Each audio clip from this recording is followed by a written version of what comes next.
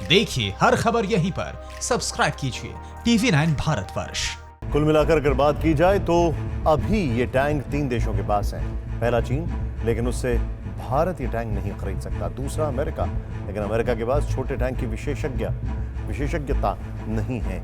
ऐसे में तीसरा विकल्प रूसी बचता है और ऐसे में भारत की उम्मीदें एक बार फिर अपने सदाबहार दोस्त पर टिकी हैं, क्योंकि हमने काफी टैंक्स पहले भी रूस से खरीदे हैं, तो टेक्नोलॉजी का आदान प्रदान अच्छे से आता है। अभी समझना होगा कि आखिर वो कौन सी वजह है जिनकी वजह से हिमालय पर छोटे टैंक ज्यादा कारगर साबित होते हैं। इसे समझने के लिए आपको ले चलते हैं सुमित चौधरी के पास।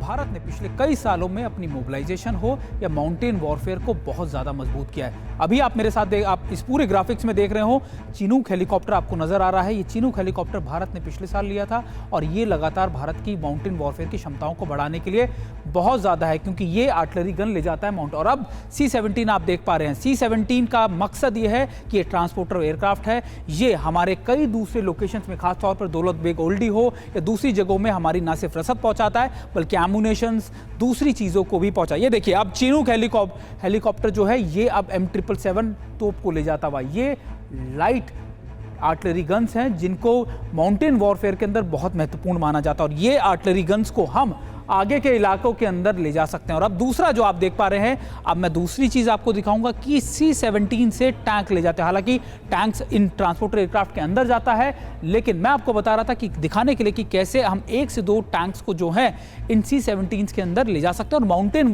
की फॉरवर्ड लोकेशंस के अंदर इनको डिप्लॉय कर सकते हैं। ये आप हाइट देख रहे हो इन माउंटेन्स की, करीबन 10,000 से 15,000 फीट होती है। और इनकी सबसे इंपॉर्टेंट बात यह कि ये करना बहुत ज़्यादा मुश्किल होता है। ये माउंटेन वॉरफेयर के अंदर बहुत महत्वपूर्ण है कि आपकी डिप्लॉयमेंट, आपकी आर्टिलरीज, आपकी टैंक्स कितनी जल्दी इन फॉरवर्ड लोकेशंस में पहुंच सकते हैं। और ये कुछ हम आपको समझाने की कोशिश कर रहे थे।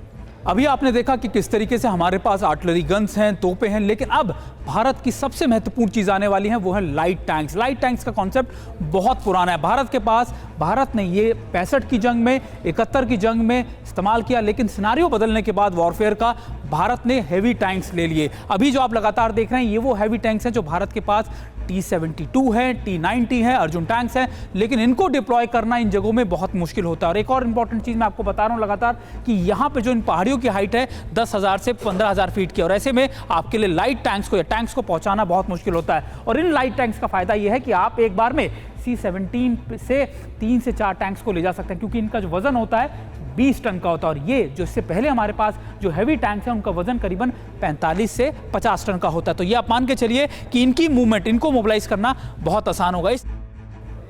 परवाह देश की, सोमवार से शुक्रवार रात 10 बजे TV9 भारतवर्ष पर।